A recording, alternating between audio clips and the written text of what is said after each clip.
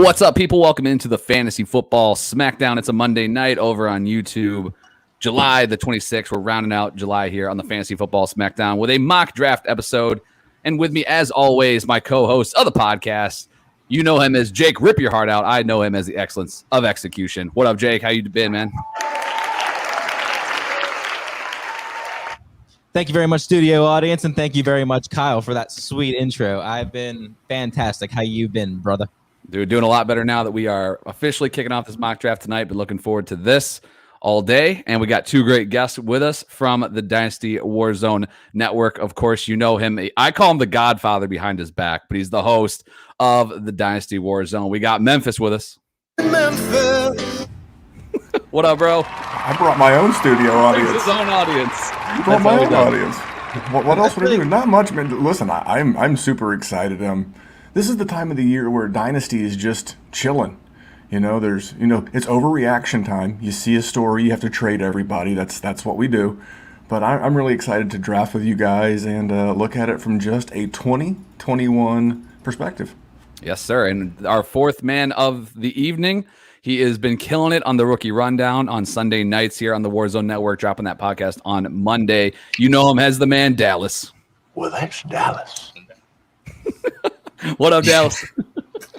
Hey guys, how's it going? Yeah, it's good to be back. This is a little bit of a shift for me, but it's going to prepare me quite nicely. I fought tooth and nail, not really, for the 10 spot in tonight's draft because there's only 2 redrafts that I do, and I unfortunately am drafting from the 10 spot in both. So it's going to be a fun little exercise with you guys to show me exactly what's going on.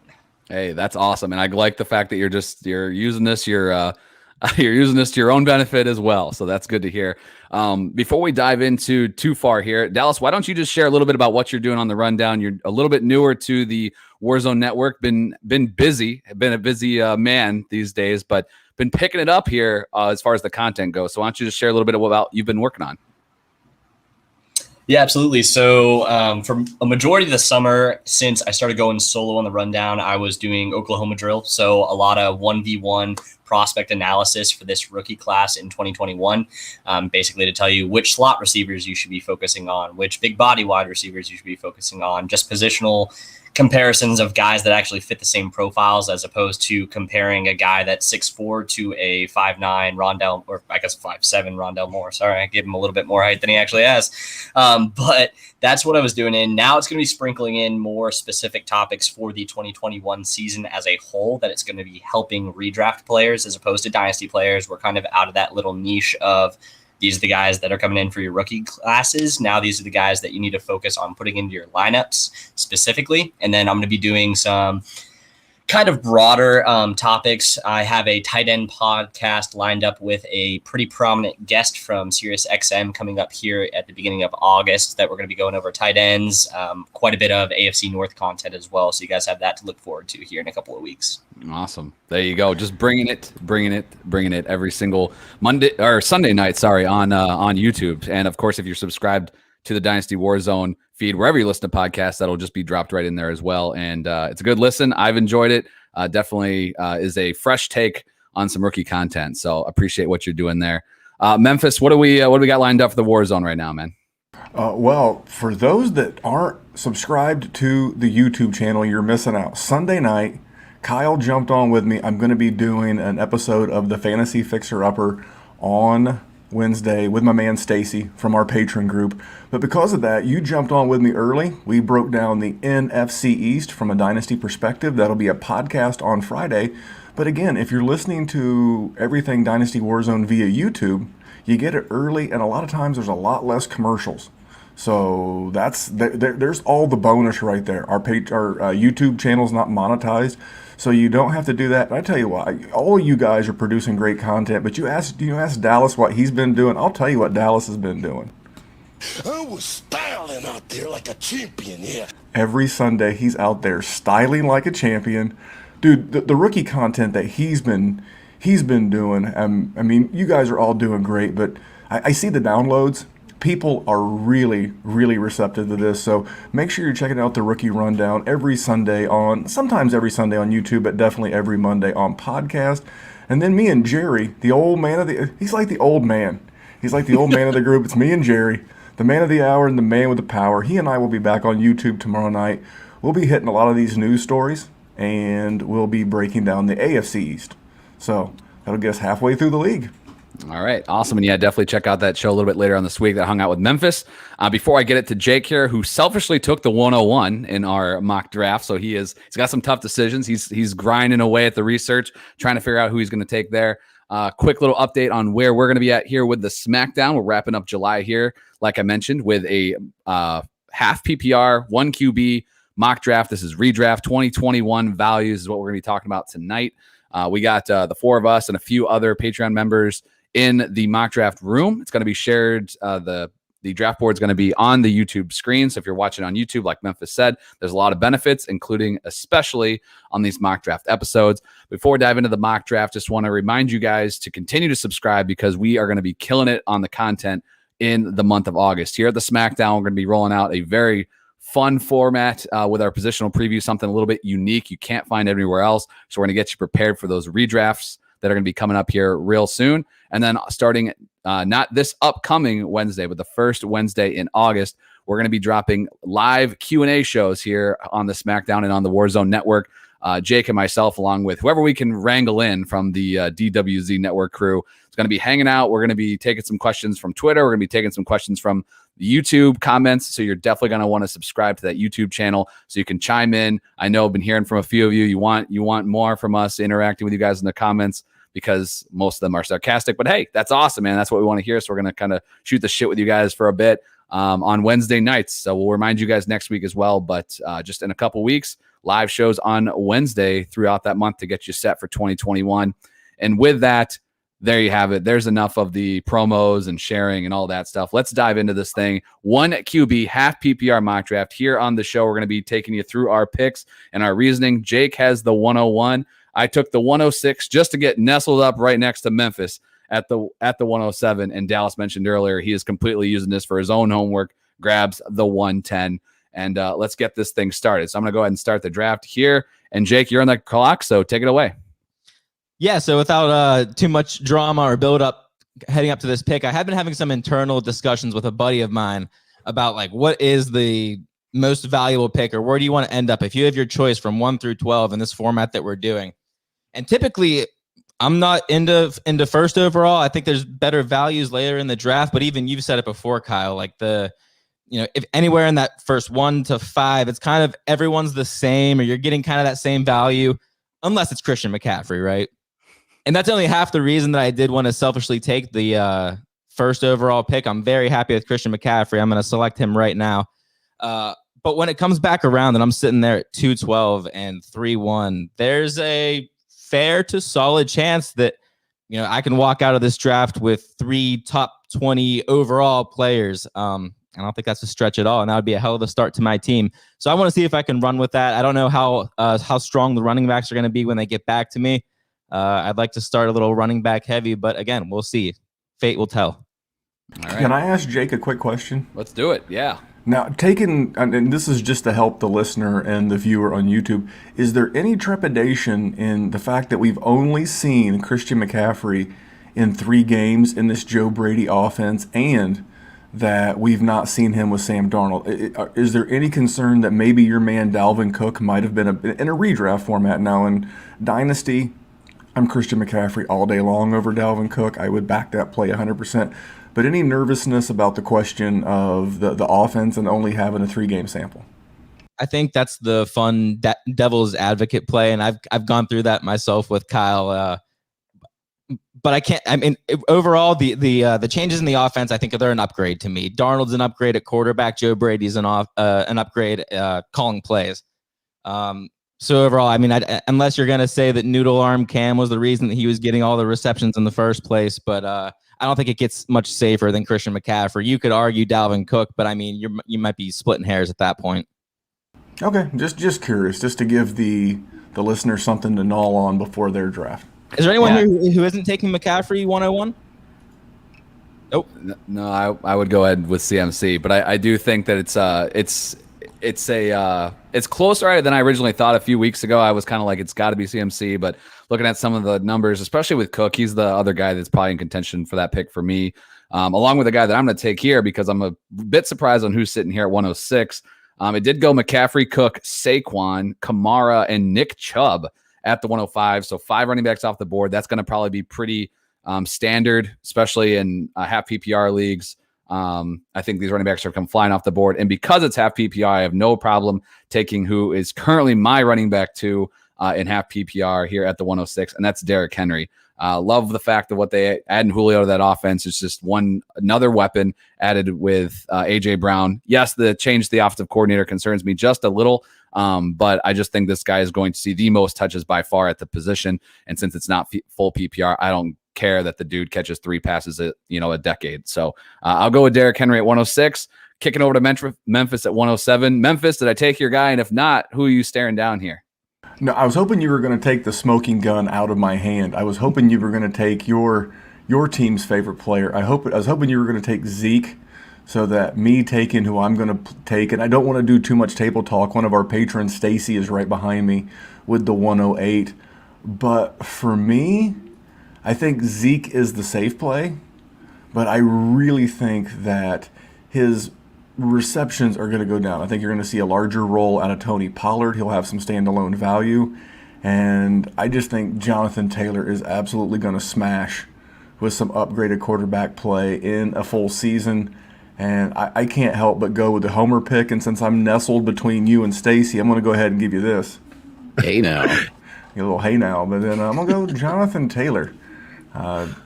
Somewhat, but I do love Zeke. I will be the first to admit, like in a dynasty league, he's krypton. Look at Stacy right behind me with Zeke, but I'm not as interested in Zeke in a dynasty. But dude, in seasonal, if he ended up as the RB1 overall, I would be 0% surprised. Yeah, for me, these Henry, Taylor, and Zeke, those are guys I would take ahead of the trio that went ahead of them right now. Barkley with the a little bit of uncertainty, but then Kamara and Chubb, I'd actually take Henry, Taylor, and Elliott above those guys in half PPR. But we went 7 straight running backs to start it off. Then Tyreek Hill with the computer pick there at the 109, and we're at Dallas now with the 110. What you looking at here, man?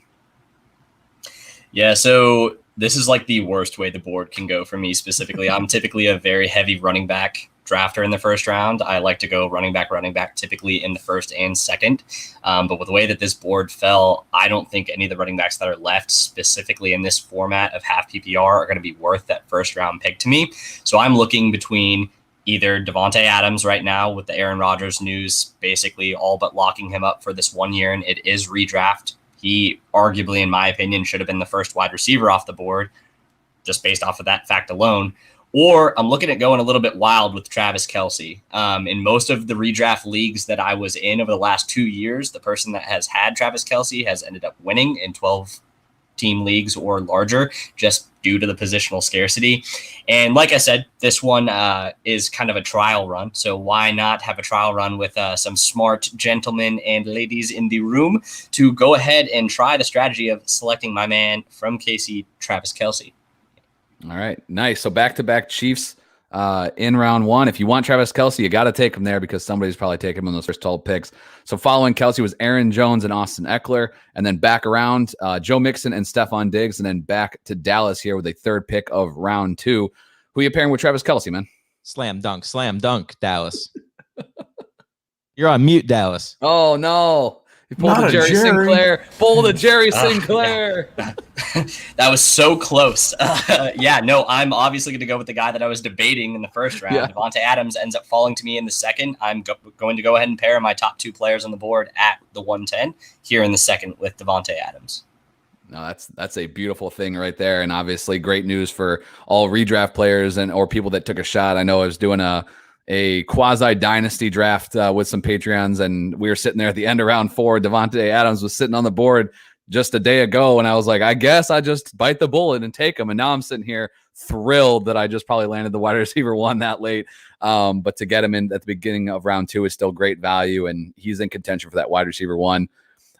So after Davante Adams was DeAndre Hopkins, and that went to the Tyreek Hill team. So that team 9 went wide receiver, and we're sitting here with Stacy on the clock and went with AJ Brown. So 4 straight wide receivers off the board and back to Memphis.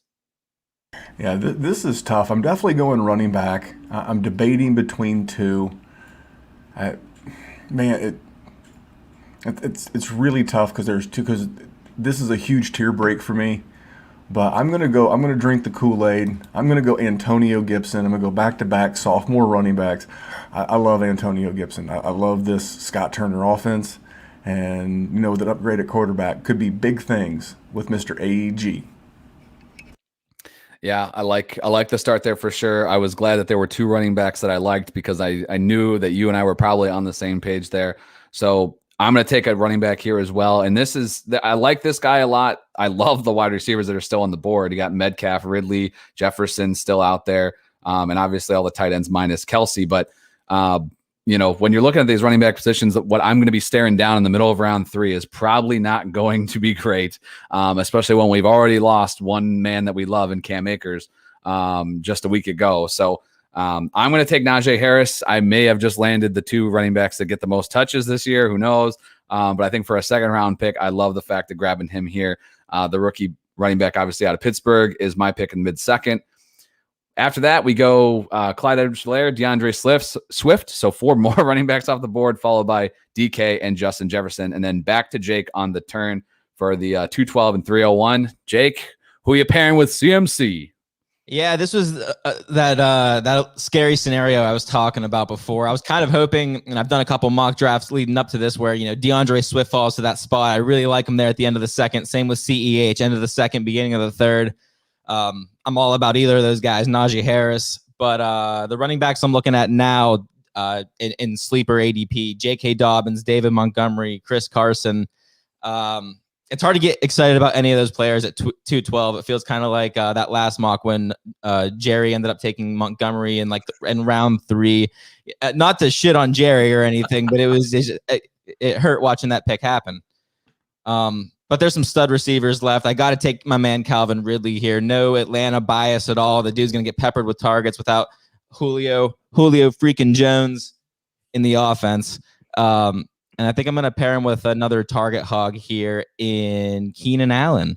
I love everything I see there with the Chargers and Justin Herbert. And aside from Mike Williams, there's not a whole lot of target competition in that offense. So much of the same situation, I guess you could say, with both players. Not a lot of target competition in their offenses. They're each going to get peppered with targets, and so will CMC. So half PPR, it's awesome. If this was full PPR, I'd be dancing right now. But I love the start here. Christian McCaffrey, Calvin Ridley, and Keenan Allen. Memphis, what do you think of Jake's picks here on his first mock draft with us live in person after Mother Nature couldn't prevent him from being here on this one? He showed up and he's made 3 picks. What's your thoughts on the Ridley Allen turn there, Memphis? I am a big proponent of Calvin Ridley. Julio Jones, Mac Jones, whoever Jones, give me Calvin Ridley. It doesn't matter. He was getting 170, 180 targets anyway. And then Keenan Allen. I think he's going to get just enough support there that he will continue to ball. He's 29, but his game will age like fine wine. I love those 2 wide receivers, and you got to get points. I think that's the biggest thing we overlook is that, someone's going to be like, Keenan Allen, gross. But it's not as gross as the person who behind him, the computer who took Michael Thomas. Sleeper, get your shit together. Pull Michael Thomas and fix his ADP. But no, I think Jake did real well. Let's see what you do. Yeah, so it went to Michael Thomas. So that's what you get sometimes in dealing with the algorithms that aren't caught up yet. But J.K. Dobbins. Real quick, that. Kyle, and yeah, I hate to be that guy and cut you off, but on, as far as Michael Thomas, I think the reports now are saying like they're shooting for somewhere mid-season, week 8 to have him back. And anyone here, I'm curious anyone's input on where they'd be taking him in redraft. I wouldn't. No, not at all. Undrafted. Well, so here's the move. Someone's going to draft him because every league has a dumbass. That's just how this works. So what you do is you let said dumbass go ahead and draft him. and let value fall to you in the 6th, 7th, 8th round, okay? Then when said dumbass gets bored and they lose another player to injury and they have to cut someone, they'll cut Michael Thomas. And then when I get the opportunity, I will go in and pick him up off the waiver wire around week 5, because I know a really smart guy named Kyle who does a series of shows called Waiver Wire Sniping, and he's going to be like, hey, did you know Michael Thomas is going to be back on the field week 7. Their bye's week 6, so I really expect him back week 7. I'm going to go pick him up off waivers in week 5, and I'll still get Michael Thomas, and I won't have to blow a 5th or a 6th or a 7th round pick in a redraft, because I'm not the league dumbass. Remember, I'm sorry, you're implying though that they're taking them in round 5, 6, 7. What if you're guarantee it. Every work league, every old school fraternity league, some guy's going to show up with a 12-pack of White Claws and a sheet out of a magazine, having not the foggiest idea that Michael Thomas has got an ankle injury, and he'll probably take him in the 3rd round. That shit is going to happen. That's why you are here, so that we can make sure that shit doesn't happen to you. If you're playing with good people and you know that you can wait on Michael Thomas and you want to take him, I'm not taking him before round 10 probably. I mean, that's what we talked about with, where some guys that we like Mike Williams, Michael Gallup, Chenault, those guys are going that late right now. Like, I'm not taking him above any of those guys. So it's got to be a league, and I got to have an IR spot probably too. Like, if you're playing a league that for some reason isn't going to let you put him on IR because you don't have one, that's a roster spot burned for months. And Memphis mentioned it. The Saints have a week 6 bye. Some of the timetables kind of play out where maybe he's back week 7. That's a long time. So I'm probably not going to own him, but it's a good you brought it up, and we'll probably have further discussions on Michael Thomas. We had Michael Thomas, J.K. Dobbins, and then CeeDee Lamb sniped for me by Patreon. Damn it. So my 3rd round pick was stolen. Then Patrick Mahomes. I had my 3rd round pick. I want to mix it up a little bit. This is a mock draft. Let's see how it goes. The receivers, McLaurin, A-Rob, Julio, Cooper. I went with Darren Waller. Even with Kittle on the board, I think Waller is real. Him and Kittle right now are very, very, very close, in my opinion. I think that there's a little bit of unknown with the QB switch with Kittle, and I just think Waller is still going to be a freaking target monster. Let's see how this looks when I go tight end early and ignore the receiver position 3 rounds into this thing. And it's over to Memphis with the 7th pick of the 3rd round. Well, I've got 1 minute left on my clock, but I know who I'm drafting. I'm looking at running back, and I'm not the normal robust RB drafter, but I look at this group of RBs left, and only about 1 or 2 of them make me not want to throw up in my mouth. So I'm going to go with Chris Carson. I believe this is why we do these things. I'm going with Chris Carson just because of all the guys left, I mean, that's a good offense. I see a true bell cow role. Am I worried about Rashad Penny or DJ Dallas? No. In a dynasty, it's different. But dude, this is redraft, half-point PPR. Chris Carson's going to feast. Yeah, I like the pick. That was who I probably would have gone at with in normal circumstances, but I want to see how it played out. And it's a beautiful pick if you get him in the middle of the 3rd round. McLaurin and Montgomery off the board, and then back to Dallas. He's got Kelsey and Devontae Adams, 2 freaking studs to start. Dallas, where are you looking here in round 3? It has to be running back. I don't really have an option. If I pass it up again at this point, I am going to be hurting all season. It's going to end up having to be a play for trade, and I hate doing that. It actually worked very nicely having that Michael Thomas auto draft pick and then you going with the tight end as well. There was one guy that I was comfortable taking at running back that would be okay with my RB1 that is left on the board, and he was able to fall to me. So I'm going to go ahead and take Miles Sanders out of Philly. There's a lot of talk, obviously, with the uncertainty with that whole offense, what it's going to look like with Jalen Hurts and or not Jalen Hurts, as well as them bringing in Gainwell and Kerryon Johnson. And honestly, it's just a lot of guys. They haven't really expended any high draft capital on the position specifically. On the rookie rundown, if you haven't listened to it yet, I did a deep dive on Kenneth Gainwell. I'm not super concerned about what he's going to be doing this first year. Boston Scott is the only one that truly takes away, I think, in my opinion, a large role this season. So I'm pretty comfortable with that. So I went Miles Sanders in the 3rd. Yeah, I like it. So RB1, so Kelsey, Adams, Sanders to start. Wrapping up the third round, Kittle comes off the board at 311. I think that's great. I've seen him go late second, late third. I think is great value if you want George Kittle on your team this year. I don't like him in the top 24, but at the back end of that top 36 is really solid for Kittle. So Kittle, then Mike Evans to wrap up round 3, followed by A-Rob and Josh Allen. You got to love that. Just like when Dallas said he was glad to see I took a tight end. I feel that same way anytime I see anyone take a quarterback before round 8, pretty much. That just pushes guys down the board, and we're back to Dallas once again. Who are you looking at in round 4? Yeah, I'm looking at another wide receiver here. I'm between the top 2 left on the board for ADP purposes in Julio Jones and Amari Cooper. This one, I don't know why people are so concerned about Julio Jones this year. I feel like there's not as much hype as there should be, considering that you're going into a system with the most efficient quarterback in the league over the last 2 years in Ryan Tannehill, a guy on the opposite side of the field who's just as productive, if not more, than a guy like Calvin Ridley has been in Atlanta. And Julio is going to obviously now have a running back that he never had, taking up anything in the middle of the field coverage wise in Derrick Henry. So I'm leaning Julio Jones. Amari Cooper does pique my interest just based off of the pure volume passing stats you're going to get out of Dallas, but I'm going to go ahead and take Julio Jones to pair him with Devontae Adams and potentially have 2 top 5 wide receivers to start out the draft through 4 rounds. Yeah, I dig it. Cooper comes right off the board next. I think that's a definitely a great start in Julio in round 4. I wish we could go back just a couple years and tell somebody they were getting Julio Jones in round 4 in their drafts, and people would be calling you a liar for sure. So we got Stacy right coming up here. We got Elliott. I wanted to compliment Stacy. Stacy's kicking ass and taking names. He's got Zeke Elliott, AJ Brown, and Terry McLaurin. This is what happens when you become a Dynasty Warzone Patreon. You get your ass whipped by your own people. And then he went Josh Jacobs. Yeah, I like that pick. I'm ready already. I got to go wide receiver. Although there's still maybe 20 wide receivers on the board that I really like, but I'm going to a Memphis favorite. I'm going to DJ Moore. I'm also jumping into that murky water of what Sam Darnold will do.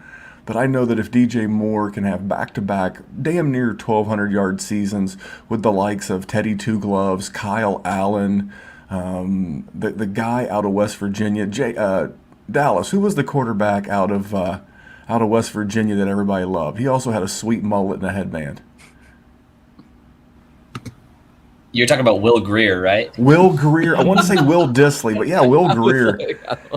You think Gardner Minshew looks grubby? Check that sumbitch out. I'm going to go DJ Moore, Carolina. I believe he's finally going to add that 7-8 touchdown season to complement his 1,200 yards. So I'm going DJ Moore. Well, that's tough when we draft with good people. It's going to be some tough decisions. I was looking at that board, and Julio, Cooper, Jacobs, and Moore were definitely the players that were clear and cut above everybody else for me, and they all just went. So I'm staring this down. This is why you mock draft.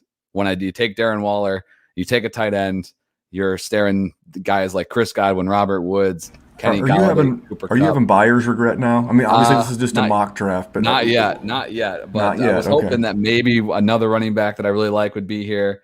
I don't really love Darrell Henderson's at the top. You got Gaskin, Hunt, ETN, Davis. I mean, this isn't anybody I love here at this pick. So I'm gonna go with the best receiver that I think's on the board. He's kind of buried down here a bit, but I'm gonna go with Cooper Kupp. I think this is maybe a slight smidge early for him, but I do think he's a 4th round wide receiver. Oh. I like his prospects here with Matt Stafford. That's going to be super fun to watch. And obviously, Jake is not going to get his man, as we got Andrews, Godwin, Gaskin, and Darrell Henderson off the board. So we're back with Jake Rip. Kupp was, I'll be honest, Kupp was the 2.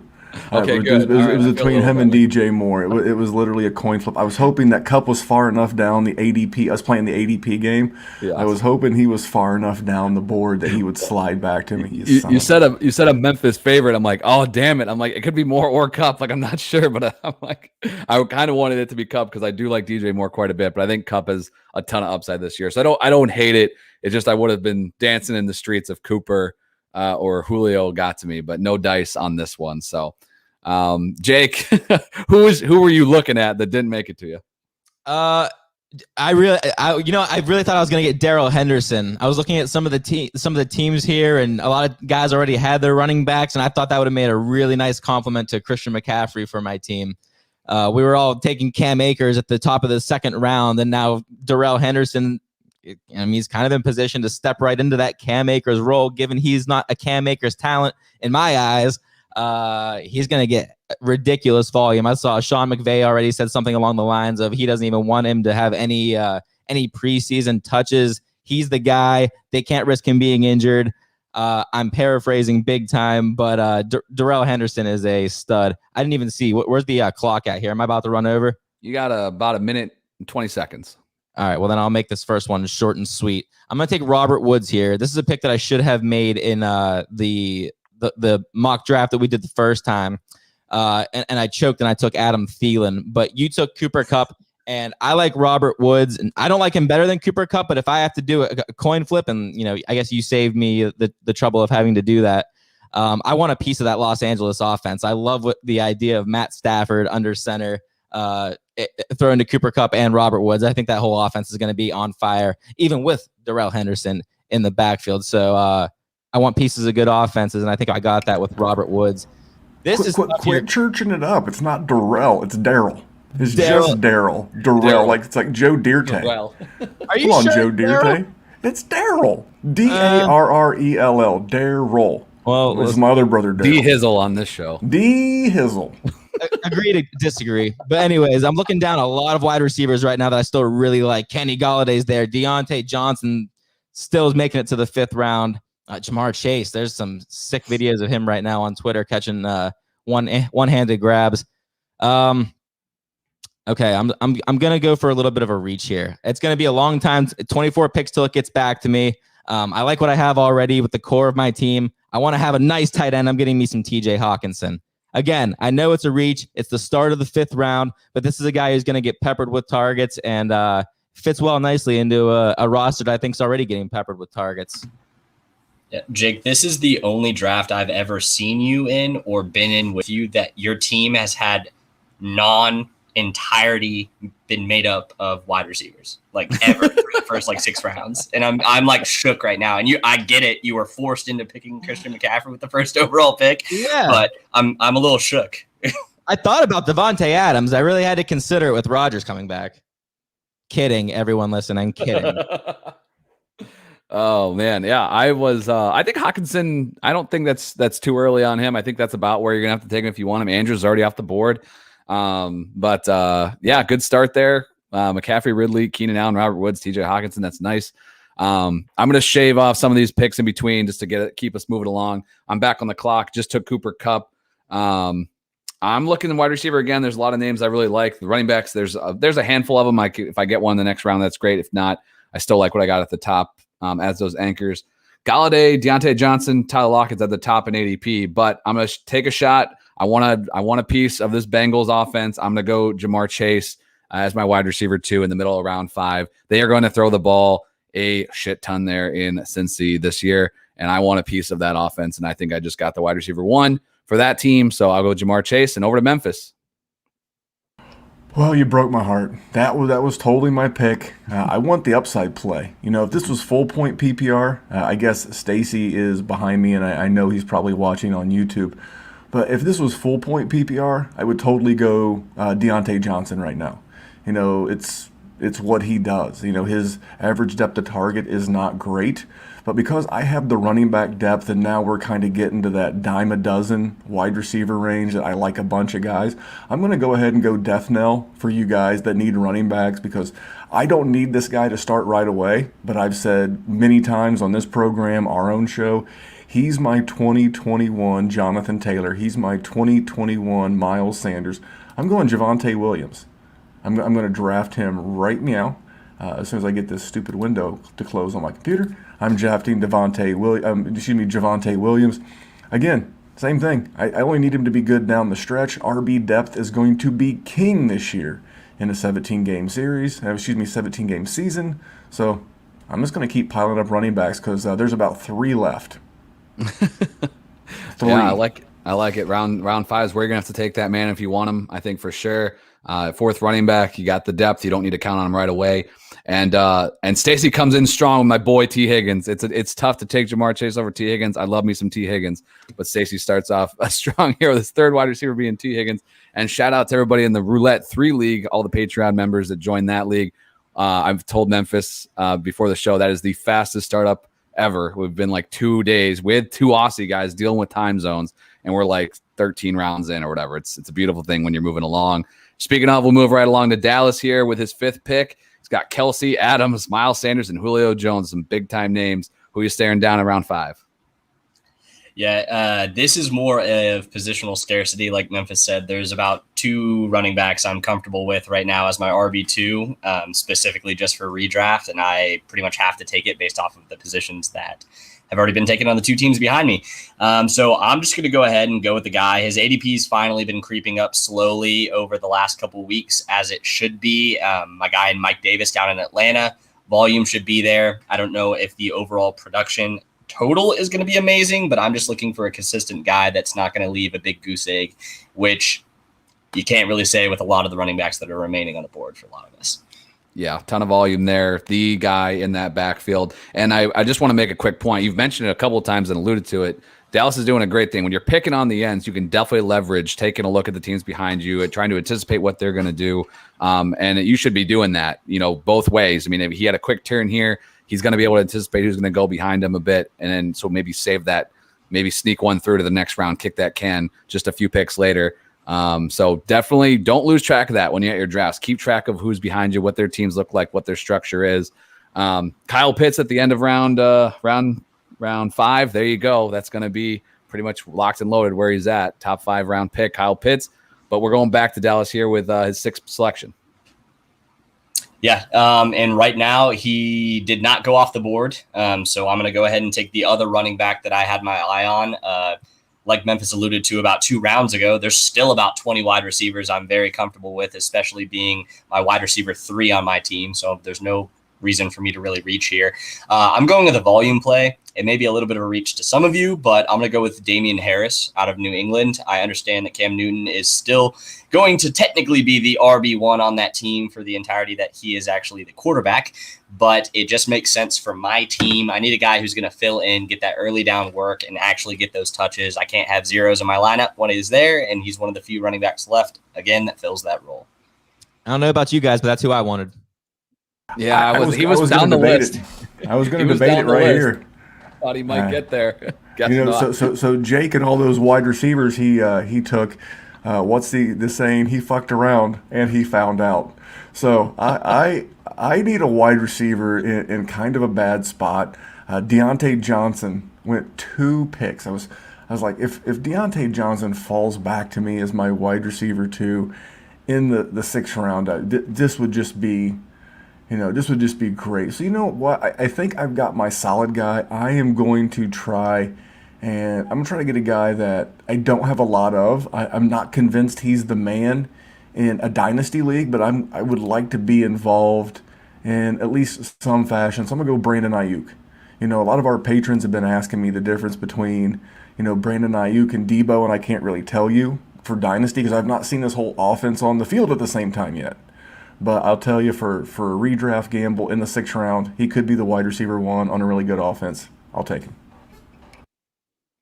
Yeah, that was definitely going to be my pick right there. I think that's a great selection.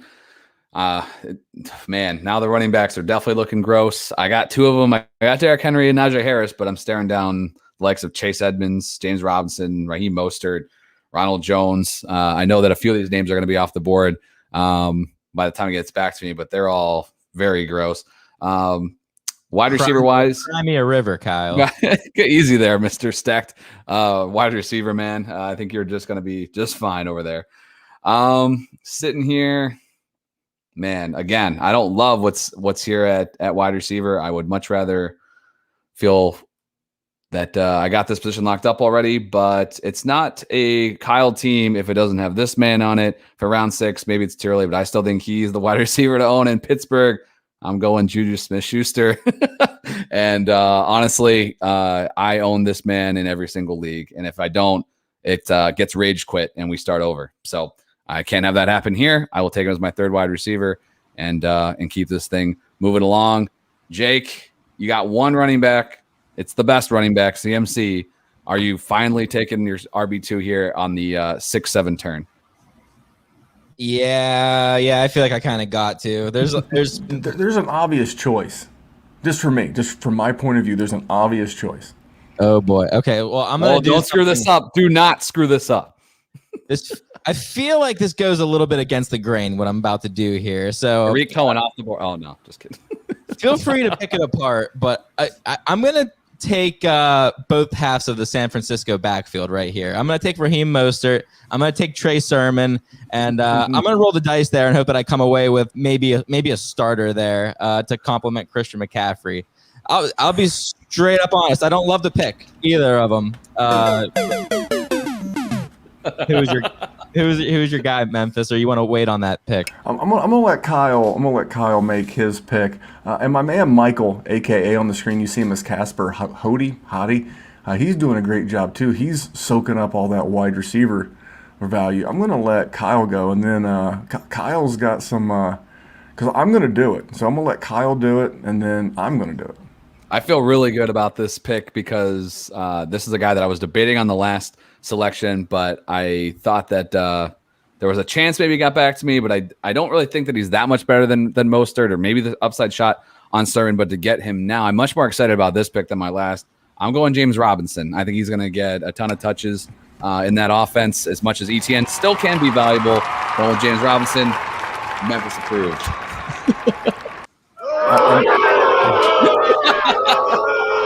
Apparently, Jake does not feel the same. I wanted to go. I need to download this. I just wrote the note. Herm Edwards. Hello. I mean, there's no reason where we live in a world where James Robinson, if he's healthy, could have 200 to 220 rush attempts this year. This is half-point PPR. You know, Travis Etienne's going to kind of line up in some of that gadgety Percy Harvin, Curtis Samuel role. James Robinson's still going to get a lot of touches. And this late in the draft, to get James Robinson at the 7-6, Kyle, congratulations. That is a steal. I have 4 running backs. I was getting ready to have 5, but apparently Kyle doesn't want me to have any fun. So I am going to start looking around. I wanted to go Dak earlier, but I feel like I'm still a round away. I don't love the tight ends. I don't really love anybody here. So this is those middle round blues. So I'm going to go ahead because I don't care. Again, I'm going to secure my running back group. I think I'm higher on this guy than consensus, so I'm going to go Zach Moss. I don't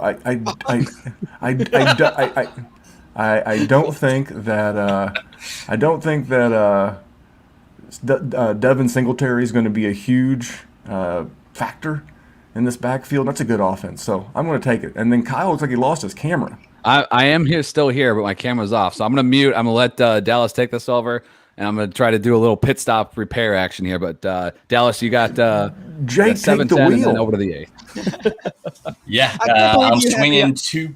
Sorry, Dallas. I'm just going to yell at Memphis for having the audacity to shit on my Trey Sermon, Raheem Mostert stack, and then follow that up with a Zach Moss pick in the, what are we at, 6th round?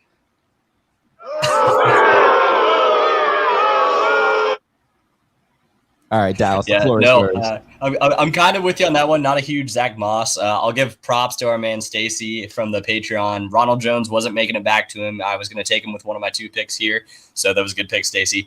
For me, there's one wide receiver that stands above all the rest right now, and I've been buying him basically since the second that the season ended last year, and that's my man Jerry Judy.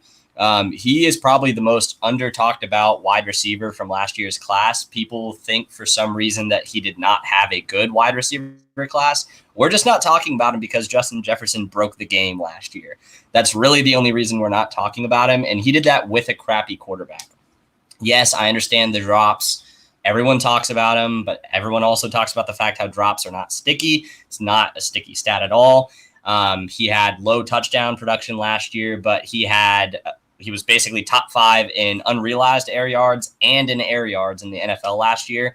So if you actually start realizing some of those air yards, you're looking at a season pretty similar to what we saw from some of the other guys. So I'm going Jerry Judy at the beginning of this turn and hoping that my other guy falls to me on the back end. And he did. So there is another wide receiver on here that I think is at the head of this tier, and I'm going to go ahead and swing him. Just a quick recap. The 4 picks for those of you that are not watching were Deebo Samuel, David Johnson, Jarvis Landry, and Leonard Fournette on that turn. But for me, there's a wide receiver, once again, with a quarterback who apparently is back for the foreseeable future until he potentially gets traded. But even if he does get traded, has been a top 15 wide receiver year in and year out every single year. He's always shit on by everyone. And that's Brandon Cooks. I'm taking him down in Houston. I was guessing Odell Beckham. Yeah, that would have been good. Yeah, you're not wrong. Yeah, you're not wrong. He's already off the board. But yeah, I'm going with Brandon Cooks down in Houston. I think it's a safe play if you're looking for just a flex player wide receiver who's going to get consistent targets regardless of who's down there. He produces year in, year out. His game translates to getting open. So I'm comfortable taking him as my wide receiver 4. I've got 2 big baller wide receivers at the top of my draft. And then I have 2 safe guys that are in that Jarvis Landry mold, basically. That'll be those security blankets when I do have to replace those guys on buys or, God forbid, injury. All right. I got 2 big baller wide receivers. There's no better way to start a team. That was an excellent turn. I like both those selections a lot. Judy's value, I think, is awesome right now because this is about where he's going. Maybe even a little bit later. I've seen him in the 8th in a few spots. Yeah, great pick there. And Cooks is, man, I always, if I don't own Juju Smith-Schuster, it's always that I have to own Brandon Cooks. So glad that was taken care of early. So Memphis, you're back on the board here. You got 4 running backs in your stable, and then DJ Moore and Brandon Ayuk. What you thinking here in round 8? I'm going to go the upside play. I put on the screen the comment from Stacy about he got sniped by the competition. I'm going to go upside, and unless someone took him, and nope, there he is. I'm going Michael Pittman. Chris Ballard, the GM of the Colts. I like to bring resources. He did a great job speaking on Pat McAfee's podcast as well as the Athletic podcast, just talking about how much they love this guy. I like the upgrade, and I do believe it's an upgrade with Carson Wentz. So he has the potential to be the wide receiver 1 on that team. So he can be my wide receiver 3. Yep, I like Pittman's upside. I like that selection there. He was definitely somebody I was considering. For me, there's a bunch of wide receivers on here that I'd be okay with. Which means that I think that they will at least one of them will make it back to me in the next round. So I'll go with 1 more running back to this team. This is a guy, I think probably the last guy on here that has the upside to potentially lead his backfield. Maybe one other guy, but I won't share the other name. But I'm going to go with a rookie, Michael Carter, here in round 8. Take the shot. If I burn to that pick, that's fine. He's my 4th running back. I'm good to go. See how that backfield plays out. And pairing with Derrick Henry, Najee, and Robinson. So Michael Carter here at mid-8th. Jake, no more running back for you, man. You're staring down some ugly names. No, what dude, you thinking, man? Murdered here. You said it, Memphis. Something along the lines of you play with fire, you get burned. And there was an F in there, another F. But yeah, a little bit of buyer's remorse on this one. Oh boy, yeah. I hate every running back that's on the board right now. Just some of the names: Kenyon Drake, AJ Dillon, Gus Edwards, Devin Singletary. What? There's 2 names of wide receivers that I really like here. And I'm just going to go for the guys I think have the highest upside, guys I think are going to score points. And if this is a league that, something beyond a mock draft or real league, and this is something I think about a lot when I'm drafting. And in Memphis, you brought it up earlier when I took, I think it was the Ridley Keenan Allen picks. I'm just shooting for points. I want the players that are going to score the most points. So at the end of the day, if I'm picking a wide receiver in round 8 that's going to end up blowing up and he's going to be fantastic, well, then I can trade him down the road and I can stack him with Trey Sermon or whoever the hell for a better piece in the future. And I don't know. I think that's kind of what I'm looking at here. But 2 guys that I don't think are going to make it back to me. 2 guys I think have huge upside. One of them being Mike Williams with the Chargers. I've already got Keenan Allen, so God forbid Keenan Allen's to miss some time. I think Mike Williams is going to be a stud. I think he's got incredible standalone value as it is with Justin Herbert in that offense. But I'm going to pair him with a guy that I've talked about a lot on this show, Kyle, Mr. Big Chest himself, Antonio Brown. And I've said before, I think that any day it could be Mike Evans, Chris Godwin, Antonio Brown. Any given day it can be one of those three who's getting 120 yards and 2 touchdowns, 10 receptions. The only difference is I'm getting Antonio Brown in the 9th round, and you're paying for Mike Evans in whatever the 4th round, the 3rd round, wherever he's going right now. But I love AB, man, especially at that value. I'll take him. Let's not forget, not too long ago he was the best receiver in the league. I should have just preloaded that pick. That was destined to happen. Yes. I like the Mike Williams pick there. He's a guy that's picking up some speed right now. I'm hoping that the brakes that they start pumping a bit, because I think I don't want him getting round 7. Round 8, I'm good to go. I think that's a nice price for him. I'm looking at this. I got 3 wide receivers on my team, 4 running backs, and Darren Waller. A few QBs are starting to go off the board, so now we're in the Brady, Stafford, Burrow, Tannehill area. There's still enough names on there. I'm good kicking that. I don't think any of us in the room have a quarterback yet. There was a computer team that wasn't sure of their 3rd round Patrick Mahomes pick, so decided to take Aaron Rodgers in round 9 as well. So there's always one of those assholes in your league. So I think the computer's not too far off. But I'm going Michael Gallup. He's my guy. I mean, the dude is going to get over 100 targets in another high-powered offense. I'm not concerned about Amari Cooper yet. He's supposed to practice by that 3rd preseason game, and this is a guy that's been dealing with injuries. He can play through it and still be a solid fantasy performer. But Gallup is a very solid 3 and a phenomenal offense, and if he gets the opportunity for a little bit more, then I think you're hitting a home run here in round 9. So Michael Gallup, pencil him in. Over to Memphis. What you got? I'm going total upside. I absolutely look around at this. There is literally no value. And this is where drafting against ADP is just a straight up trap. If you just draft a lot of people with this team will go, oh, well, I've got 3 wide receivers. I got 5 running backs. It's probably time to get a tight end or a quarterback. And I'm saying to hell with that. I see a guy that has tremendous standalone upside. But if his lead back gets injured, this guy becomes a league winner. He plays for the Dallas Cowboys. His name is Tony Pollard.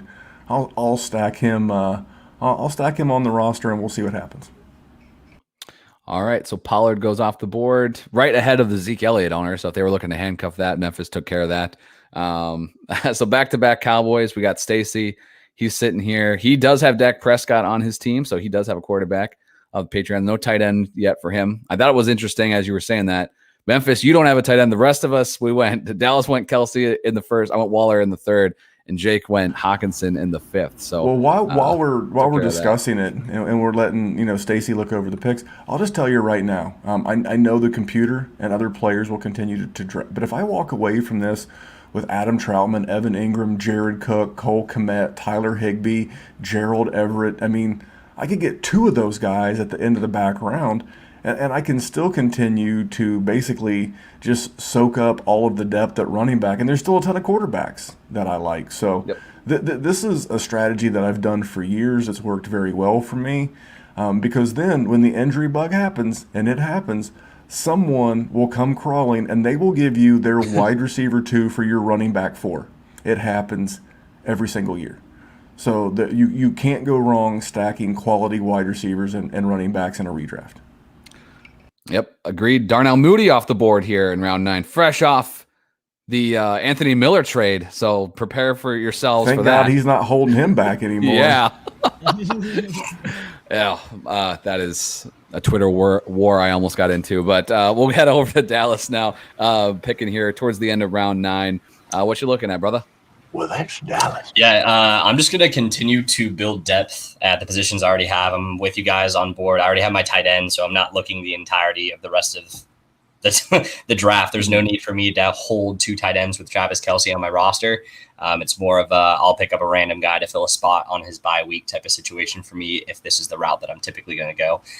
Mooney is a reach there, and that is coming from a Chicago Bears fan. I can tell you that right now.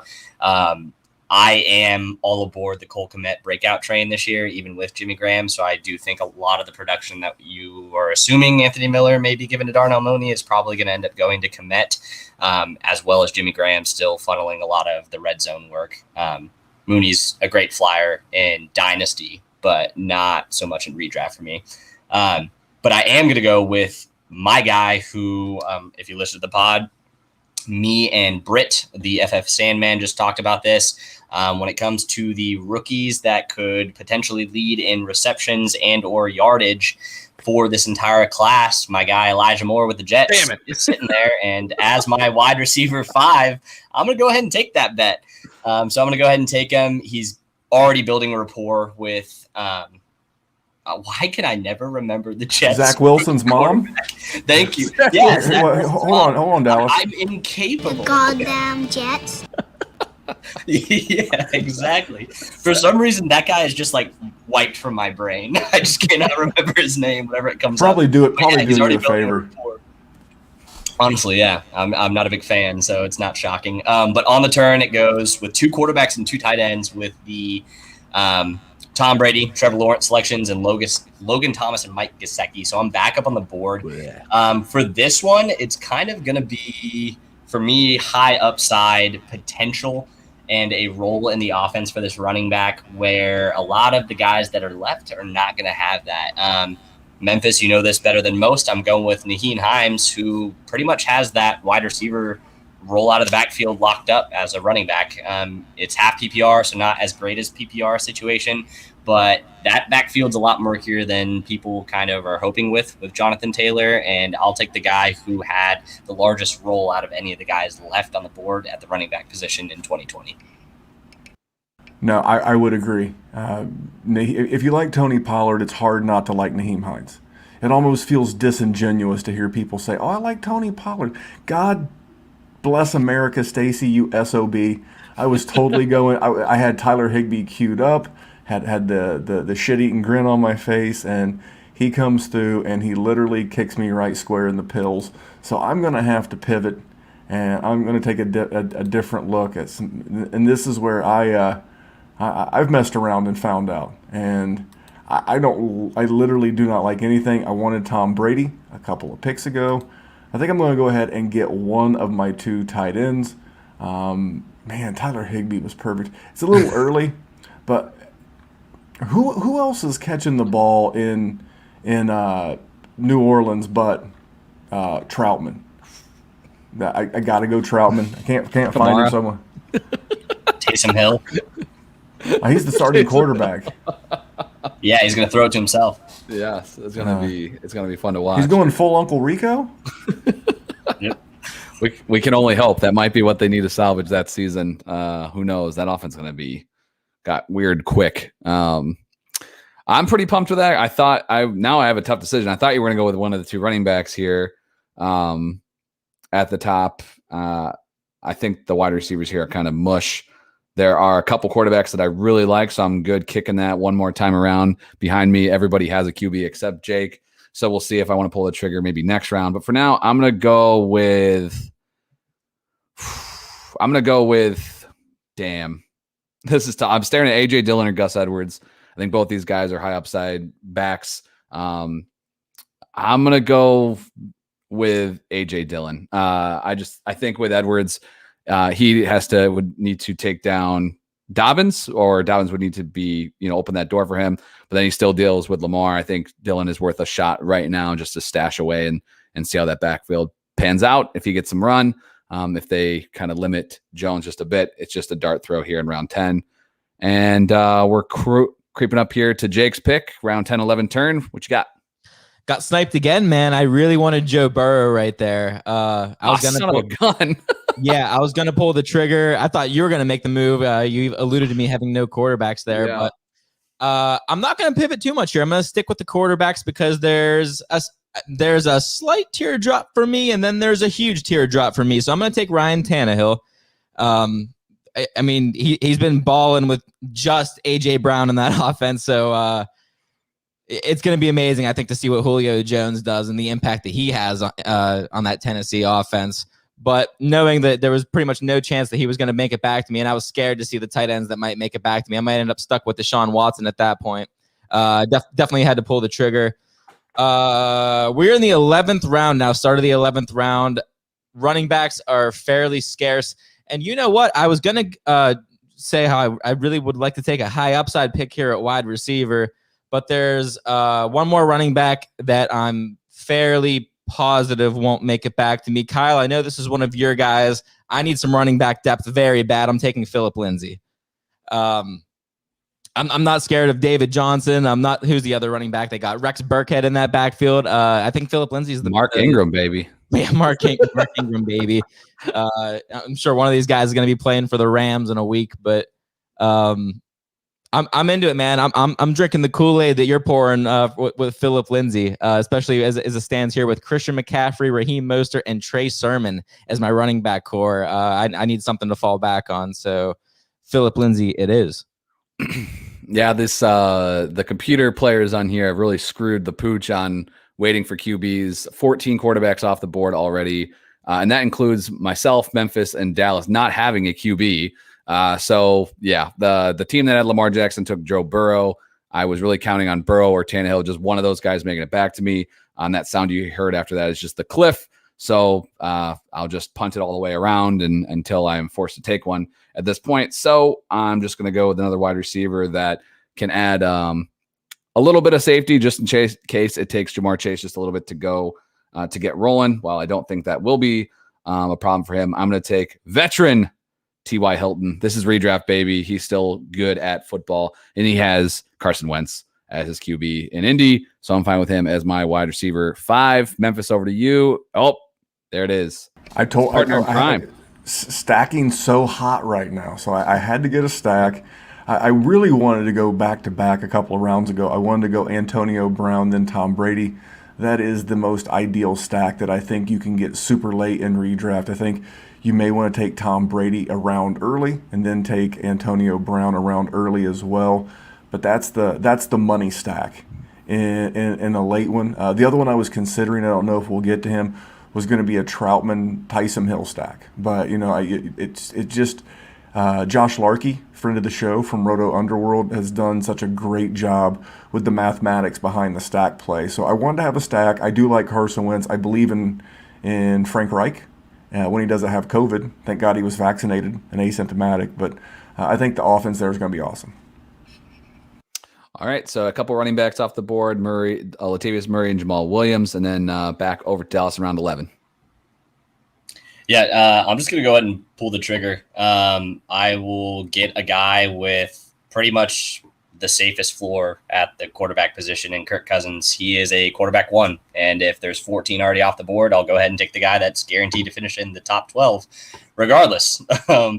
And then because I've waited so long and my team's so ugly, I'm going to do it, boys. We're just talking about stacks. I've got a wide receiver with a quarterback that has the biggest upside of anyone that's left right now, and I just have a weird feeling, like with his court date not being set for deposition until being February, that nothing's going to happen with Deshaun Watson when it comes to legality or suspension or exempt list this season. So I'm going to go ahead and take the risk. I can fall back on Kirk if I need to. It's late enough to where I don't really care. These guys are both, if they play, going to get me more points than anyone else I was going to be drafting at this point. And if Deshaun Watson is not suspended this season, I now got the quarterback 2, 3, 4, somewhere in that range, depending on your rankings, in the 12th round. So I'll go ahead and stick with that. Good pick. All right, definitely one more thing to follow now that Aaron Rodgers has closed the door on what that made up bonanza. So I dig it. It's definitely worth a shot. Why not? Especially, I think, early on, and if you're drafting in early August, we may not know. So just take a shot, whatever. If you burn a double-digit round pick on the ultimate upside of Deshaun Watson, who cares? You're probably going to cut that player anyway, because we're staring down guys like Cole Beasley and Mecole Hardman and, Marvin Jones here, Tariq Cohen. I mean, it's if you feel pretty good about your team, I don't mind that at all. Stacy took the mentioned Marvin Jones, and we're over to Memphis here, mid-12th. What you got, Memphis? I don't like always taking rookie wide receivers. I have none of this guy anywhere, but I think this guy literally, the team handed the draft card to the commissioner and he was automatically the best pass catcher on his team. I'm going to go Rashad Bateman because I've got a little bit of time. I can see what his role is in the offense. With this particular lineup that I've drafted, I will be not starting him, and that'll give me 3 or 4 weeks to figure out what I have in Rashad Bateman. If he's not living up to the expectation, I just cut him and pick up someone else. But if he's kicking butt, then I've done well. All right, I'm going to follow that up with another rookie here. I just don't love anybody else that's on the board. They're all kind of the same. I'm just going to take the rookie quarterback that I think has a ton of upside. Fields, your boy, Dallas in Chicago. If he doesn't start week 1, that's fine. Schedule is pretty sweet after that to get rolling, and I think he can hit and be a top 10 fantasy quarterback. And I'll worry about my week 1 starter in a little bit or just prior to the season. So I'll take Fields in round 12. And we're rolling here to the end of round 12, the 12-13 turn. Jake, who are you taking?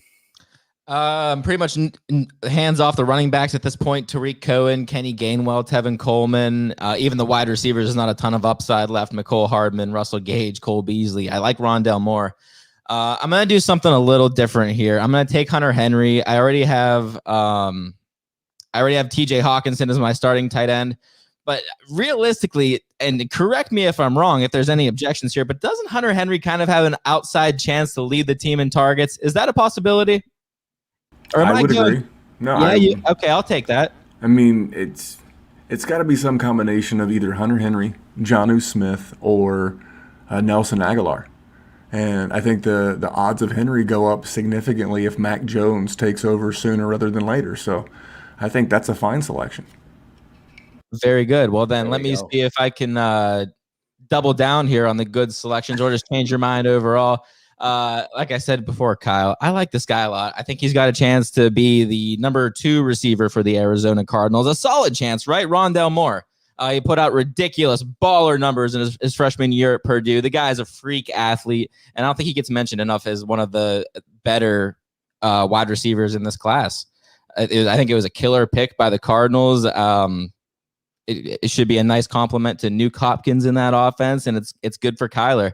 I love Rondelle Moore for Dynasty, and I think that he will be, I don't know if it'll be early serviceable for redraft, but I think at one point or another, he's going to be a playable option, and probably one that's going to have more than one splash week. I like Rondelle Moore a lot. Big play guy. I hope you're right. I've got it in a few spots. I hope so too, man. I hope so too. I want somebody to finally emerge in that damn offense. We've been chasing all sorts of names over the years, and it has not panned out. I finally emptied some Andy Isabella shares off of some taxis or, shallower dynasty leagues. I'm like, this guy is just a pain in my ass. So I'm hoping Rondelle Moore is hopefully not the next Andy Isabella, but I dig the pick here, even in redraft late. All right. Round 13, this guy will probably go earlier because people will get ridiculous. But if he is sitting here in round 13, I don't mind just taking a shot and praying to God that Jameis Winston's eating dubs. Tre'Quan Smith, we'll just see. No, there ain't no other positive to really know here. If he's round 13, he's worth a shot. I love the reasoning that Tre'Quan Smith. I'm gonna go with it. All right, Memphis. All right. Well, I'm gonna go with a guy who I know he's getting a new offensive coordinator. But his team last year passed the ball 670 times in a 16-game season, and that is Russell Gage. So, I mean, we all love Calvin Ridley. We all love Kyle Pitts. Let's say they get 10 targets a game each.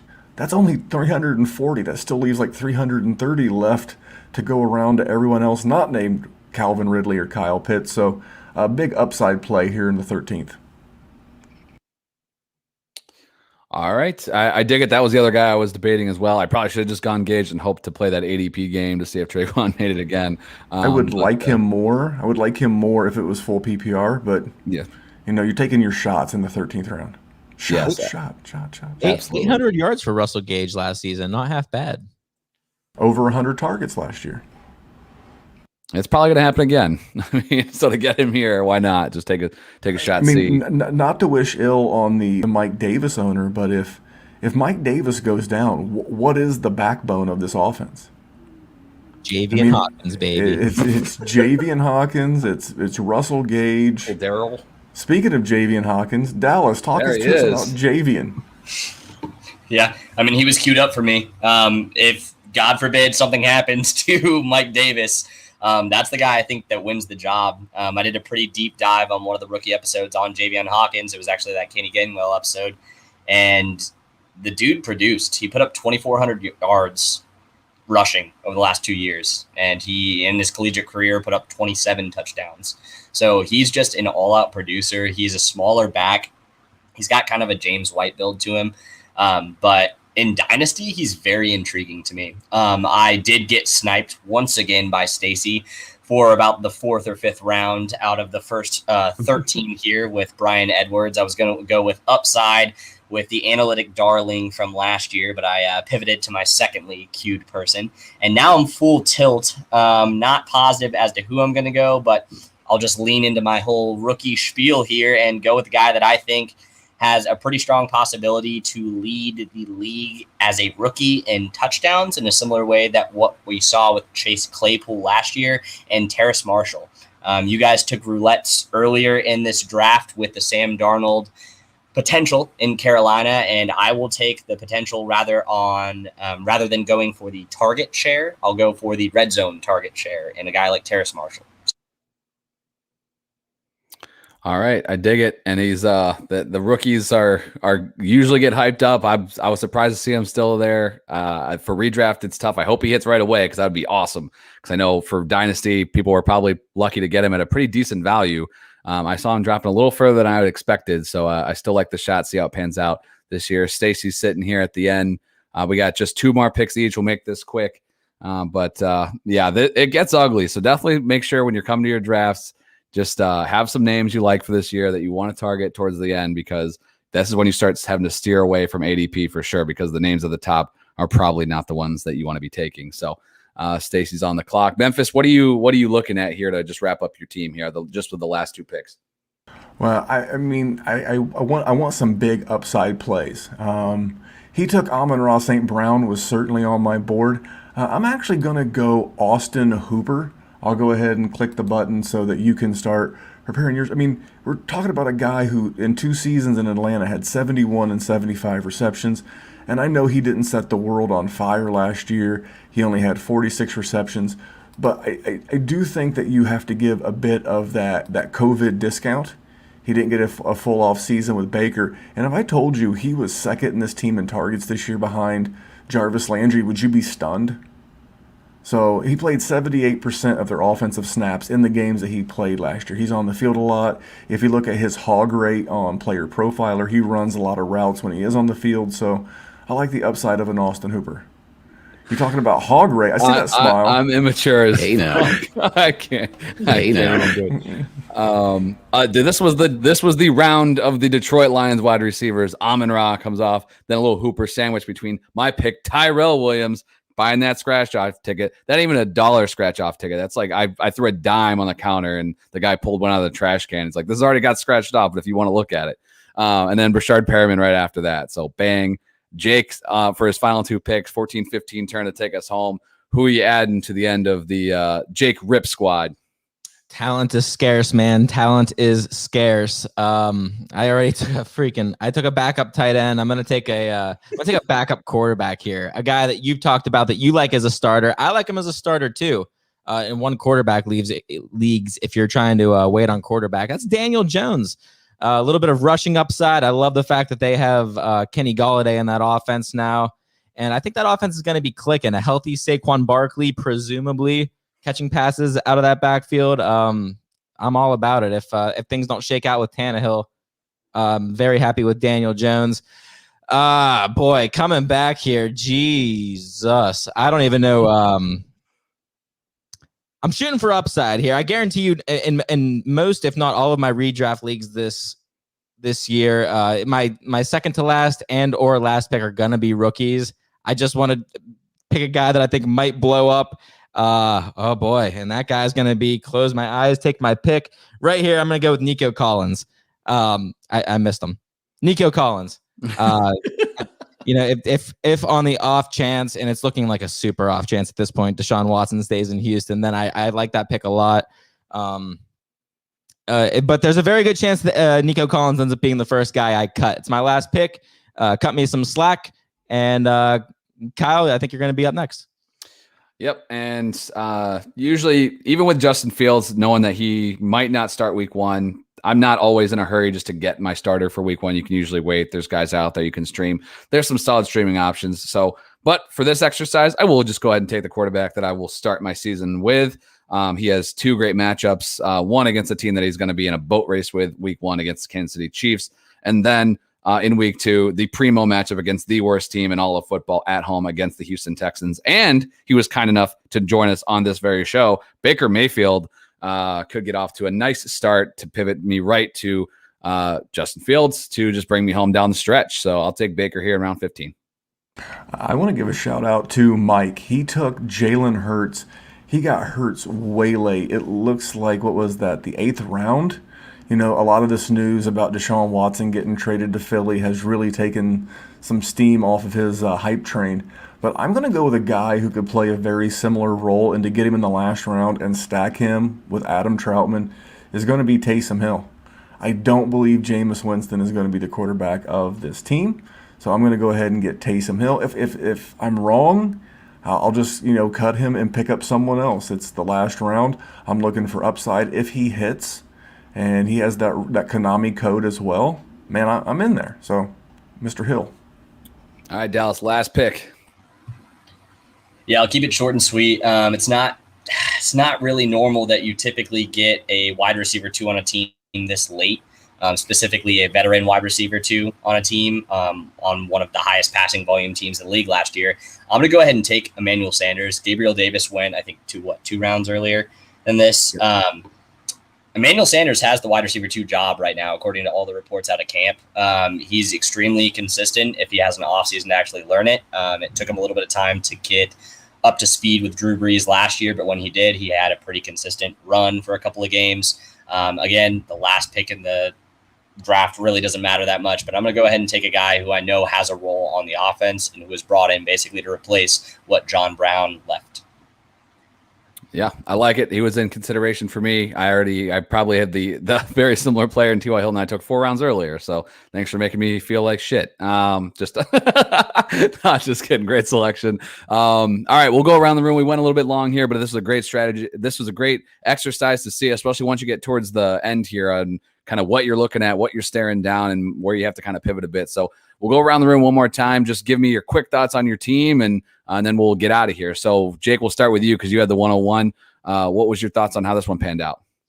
I don't love it. I'll admit I got a little cocky there with Christian McCaffrey as the first pick. You have a guy that's like the undisputed 101. You know he's going to get insane volume. He's going to catch passes. And that in the back of my head just kind of let me think like, okay, I can drop another round and another round and another round to get to running back. And I'm less than comfortable with the Raheem Mostert, Trey Sermon stack. It could play out. It could work out fantastically, in the off chance that one of those guys goes down and the other guy becomes the RB1 in that San Francisco offense. Then I love my team. Christian McCaffrey, Keenan Allen, Robert Woods, TJ Hawkinson at tight end. I love the Mike Williams, Antonio Brown late, Ryan Tannehill. Pretty much everything after that Trey Sermon pick, I love it. Mike Williams, Antonio Brown, Tannehill, Lindsey, Hunter Henry, Rondelle Moore, Daniel Jones, and Nico Collins. Not a ton of complaints, but yeah, I'm very, very uneasy about that 6-7 turn. Kyle, what do you think about your team, man? Taking Darren Waller in the 3rd round was an experiment. It was definitely worth doing. If you got it, if you're even considering tight end in the first 3 rounds, you have to do some mock drafts and see how the rest of your team pans out. And if you don't like where your other positions end up, then you've made the decision that you will be taking the double-digit tight end. That's usually the camp that I'm in. So to get Waller here, though, I don't hate it. I like Kupp, Chase, and Juju as my 3 wide receivers in 4, 5, and 6. It definitely helped that I got Robinson and Carter after that in 7 and 8. That made it a little less painful. But it's just hard because I'm so trained to to almost ignore the tight end when I'm looking at a roster. So when you look at it and you're like, what am I missing something here? And yeah, it's because it's Darren Waller in round 3. Overall, I think this team's okay. I'm not super happy with it. When you play with good people, you get sniped a lot. That happened here with these guys and a few other of our Patreon members joining us. But overall, I think it's okay. I could probably start and potentially win with this team, but gonna need a little bit of help. Wasn't my slam dunk squad. So Memphis, what were you thinking? You're picking just right behind me. How'd this one pan out for you? Any takeaways? Lord, let me be in the middle and hammer those running backs, because I do. Whenever I do a dynasty or any startup, and you get to pick your whatever selection, I'm always looking to be 5, 6, 7. I don't like those huge gaps like Jake had, where he had to wait 24 picks at a time. Even if you get a pick 2, there's just such a huge run on certain positions, and I didn't draft another running back after the 9th round, but I still have 5 running backs that I'm really excited to leave this draft with. I know where I'm getting my points. I will say I'm going to need some help at wide receiver if Ayuk or Pittman don't pan out, but I've got the ammunition in the running back group to go get a wide receiver, because if Kyle, you've got good running backs as well, but if I go to Jake, I think we could probably work out some kind of deal where he walks away with Chris Carson and I walk away with Keenan Allen, and maybe we have to work something out. But yeah, I wouldn't count on that. But yeah, well, I wouldn't either, because you would not get him that cheap. But that's neither here nor there. But I like the value on the back end. Those middle rounds are really tough. If you can get comfortable being uncomfortable in rounds 6 through 9. Then you're going to be slamming and stacking value, because you're listening to the Fantasy Football Smackdown. You're going to know who to scoop late. You know where to get the points. But yeah, just get comfortable being uncomfortable in rounds 6 through 9. Hey now, can I get one last hey now? Hey now. Hey now. And you get comfortable in the old 6 to 9 range, and you'll be good. What about you, Dallas, aka Baker Mayfield? Well, that's Dallas. Yeah, Baker tagging in. Yeah, so as Kyle kind of alluded to it, tight end is not something I typically take early. And I think if you are going to take Travis Kelce, you need to be very careful as to what your draft position is when you take Travis Kelce. They always say hindsight is 20/20, and the fact that I could have left the first 2 rounds with Najee Harris and Antonio Gibson and then come back and gotten Kittle in the 3rd round really grinds my gears looking back at my roster. But overall, I think I'm really solid at wide receiver. Running back, pending injuries as it is every year, I think I'm pretty much just vanilla, looking at 10 points a game from all of my running backs with the occasional blow-up week. But I like my overall depth. My quarterback upside is pretty nice. But yeah, I would have much rather preferred and will be doing a early running back load up with all the wide receiver depth, just because looking at my 7 through 9, being able to get Judy, Cooks, and the upside of Elijah Moore as my wide receiver 3, 4, 5 is insane. So pound the running backs early. I'm right with Memphis. There you go. And this was a lot of fun, boys. Appreciate you joining us. Everybody that checked us out on YouTube, thank you so much. For our Patreons that joined us in the mock draft room, really do appreciate. It's always good to have a little extra human element to this thing and not just purely off the algorithm. So for Memphis, Dallas, Jake, and myself, appreciate you tuning into the Smackdown. More to come on the network this week and more from the Smackdown next week as we kick it off with 2 shows, quarterback preview on Monday, quick hitting. So come back for that. And then our live show next Wednesday night, the first week in August. So we'll catch you guys later. You guys take it easy.